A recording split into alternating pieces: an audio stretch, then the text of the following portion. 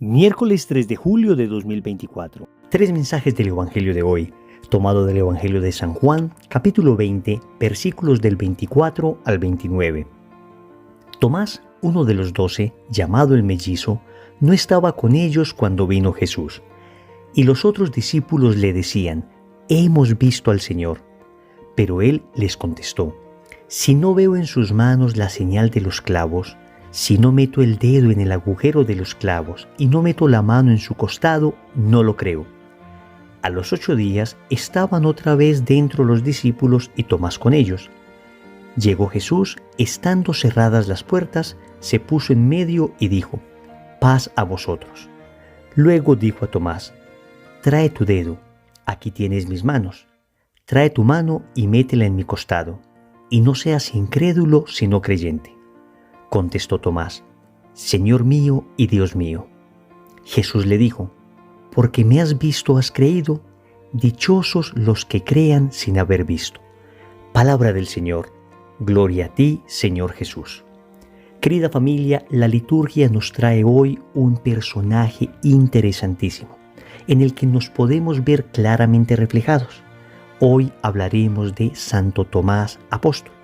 Y vamos a meditar en torno al tema de la fe. Un tema, repito, bastante apasionante y que nos llama mucho a nosotros, que siempre necesitamos crecer más y más en fe. Vamos a meditar 3 mensajes. Primero, la fe es un don. Segundo, la fe y la razón. Tercero, las crisis de fe. Vamos con el primer punto. La fe es un don. Y empecemos con lo que dice el Catecismo de la Iglesia Católica en el numeral 179. La fe es un don sobrenatural de Dios. Para creer, el hombre necesita los auxilios interiores del Espíritu Santo. Hasta aquí el Catecismo. Empecemos diciendo entonces que la fe no es producto de nuestro razonamiento. La fe no es producto de nuestra inteligencia. No es que tengamos fe porque hemos descubierto algo que nadie más ha descubierto y como somos tan capaces intelectualmente hemos llegado a ciertas conclusiones. Pues no, la fe es un don. El Espíritu Santo viene sobre nosotros y nos abre al don de la fe. Pero para esto necesitamos un anuncio, y es lo que recibió Santo Tomás. El Evangelio nos cuenta que el día de la resurrección el Señor se apareció a sus apóstoles, pero allí no estaba Tomás. Entonces los apóstoles, llenos de entusiasmo, dijeron a Tomás: «Hemos visto al Señor». Es un anuncio que necesitamos para creer, y tú y yo lo hemos recibido. Dios siempre tiene medios para que el anuncio llegue a nosotros. Es más, en ocasiones nosotros mismos somos los medios para que el anuncio llegue a otras personas. Pero aunque el don de la fe lo podemos recibir todos, no significa que todos lo aceptemos. De hecho, podemos rechazar el don de la fe. Tomás dice a sus amigos: «Si no veo en sus manos las señales de los clavos, si no meto el dedo en el agujero de los clavos y no meto la mano en su costado, no lo creo». Es decir, uno puede estar cerrado, como estaban cerradas las puertas del cenáculo. Uno puede estar, repito, cerrado al don de la fe. Y cuando uno se cierra al don de la fe, entonces Dios no te va a obligar. Alguien me decía: «Wilson, ¿por qué no sencillamente Dios se aparece a todas las personas para que todos creamos?». Y entonces yo le contesté: «Amigo, aunque Dios se apareciera a cada persona que existe, todavía habría personas que definitivamente no creerían. Se cerrarían a la posibilidad de creer, se imaginarían que esto fue sugestión, se imaginarían que esto fue producto, qué sé yo, de una experiencia extrasensorial que podría ser explicada racionalmente sin acudir a nada sobrenatural». Es que, si miramos bien el Evangelio, nos daremos cuenta que justo después de la resurrección de Lázaro fue que decidieron matar a Jesús. Los mismos que vieron la resurrección de Lázaro, que estaban seguros de que este Lázaro había muerto y ahora de nuevo estaba vivo, ellos, en vez de creer en Jesús, decidieron darle muerte. Juan nos dice que justo ese fue el momento en que decidieron matar a Jesús. ¿Se dan cuenta? Es un don, pero necesitamos abrirnos a ese don, porque aún Dios, mostrándose con todos los argumentos, mostrándose de manera contundente, aún así tendríamos la posibilidad de no aceptar este don, porque precisamente el misterio de la libertad humana es el que tiene que abrirse para creer o cerrarse para no creer. La fe es un don. Pidamos a Dios la gracia de abrirnos a ese don. Segundo, la fe y la razón. El Señor se aparece a Tomás y le dice: trae tu dedo, aquí tienes mis manos, trae tu mano y métela en mi costado, y no seas incrédulo sino creyente. Es increíble lo que el Señor está haciendo, porque le está ayudando a la débil fe que tiene Tomás. No digamos que Tomás estaba en ceros, no digamos que Tomás no creía para nada. Tomás había seguido a Jesús, Tomás había visto milagros. En ese momento, Tomás necesitaba confirmación de lo que le estaban diciendo. Él no dijo que no era posible que esto sucediera, simplemente que él lo tenía que confirmar. Para las personas que tenemos un carácter un poco más racional, pues la verdad es que nos llena de esperanza ver que un Tomás llegó a ser santo, porque tal vez nosotros nos identifiquemos más con Tomás de lo que creamos. Tomás necesitaba confirmar. Y aquí hay una bella unión entre la fe y la razón. La fe es un don, pero no niega el don de la razón. La fe es un don sobrenatural, la razón es un don natural.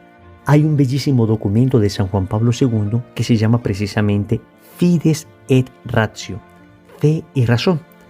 El documento comienza con estas palabras: la fe y la razón son como las dos alas con las cuales el espíritu humano se eleva hacia la contemplación de la verdad. Aquí entonces es importante evitar dos extremos. Por una parte, el extremo del fideísmo. ¿Qué sería fideísmo? Fe sin razón. Es decir, pensar que la razón no tiene nada que ver con la fe.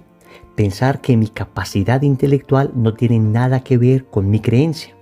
Lo que debemos decir es que la razón puede alcanzar a vislumbrar algo de Dios, pero la fe potencia la capacidad de la razón. Ciertamente desde la razón podemos deducir cosas. Por ejemplo, podemos llegar a la conclusión de que debe existir un creador. Ya que vemos que somos criaturas, entendemos que debe haber un creador. Podemos comprender que ese creador es omnipotente, que todo lo puede, que es omnisciente, es decir, que todo lo sabe, que es omnipresente, es decir, que está en todas partes. Y a estas deducciones llegaron incluso los filósofos griegos que no tenían todavía la luz de la fe. Pero a través de la razón jamás hubiéramos logrado deducir, por ejemplo, que Dios es uno y trino. Jamás hubiéramos logrado deducir que Dios se encarnaría, se haría hombre y nos redimiría. Hay cosas a las que la sola razón no logra llegar. Pero también tenemos el polo opuesto, el racionalismo. Pensar entonces que la razón no necesita de la fe, que basta con el conocimiento intelectual, el conocimiento científico para saberlo todo, que todo tiene que estar filtrado a través del conocimiento de la ciencia y que nada que se salga del contexto de la ciencia puede ser cierto. Y debemos decir que hoy nos encontramos en un mundo bastante racionalista, que le cuesta una enorme dificultad abrirse a lo sobrenatural. Debe haber fe y razón, ambas juntas. Y esto es importante porque tiene aplicaciones muy prácticas, amigos. Nosotros en la iglesia estamos invitados a creer, pero no a creer ciegamente, sino a creer utilizando nuestra cabeza. Y a este propósito, el famoso pensador inglés Gilbert Chesterton decía que cuando entramos a la iglesia nos invitan a quitarnos el sombrero, no la cabeza. Es decir, no dejamos de pensar, no dejamos de razonar, no dejamos de hacernos preguntas, pero comprendemos humildemente que la razón tiene un límite y que las cosas de Dios no es que vayan contra la razón, sino que indudablemente superan la razón. Y esto no es irracional. El hecho de que una pequeña cucaracha, perdónenme la comparación tan burda, no sea capaz de comprender cómo funciona un complejo computador de la NASA, no significa que el computador no exista. Que la naturaleza de la cucarachita no sea capaz de acceder a algo superior a ella, no significa que eso superior deje de existir. Lo mismo pasa con nosotros. No significa que porque no terminemos de acceder al misterio de Dios, entonces Dios deje de existir. Es más, si lo pensamos bien, es bastante razonable comprender que Dios nos debe superar. San Agustín decía: si entiendes completamente a Dios, cuidado, eso que has entendido no es Dios. Es decir, el todo que es Dios no puede ser contenido en la parte que somos nosotros. El Creador no termina de ser contenido en la criatura. A nivel intelectual, Dios siempre nos desbordará, pero Dios es tan maravilloso que nos ha dado la capacidad natural de conocer algo de Él. De manera que si eres una de esas personas que utiliza mucho la cabeza, que quiere comprenderlo todo, que te consideras bastante racional, no te preocupes. En Santo Tomás tenemos una esperanza. Es decir, Dios no está en contra de que hagamos preguntas honestas. Lo que no podemos hacer es cerrarnos a las respuestas de Dios. Tercero, las crisis de fe.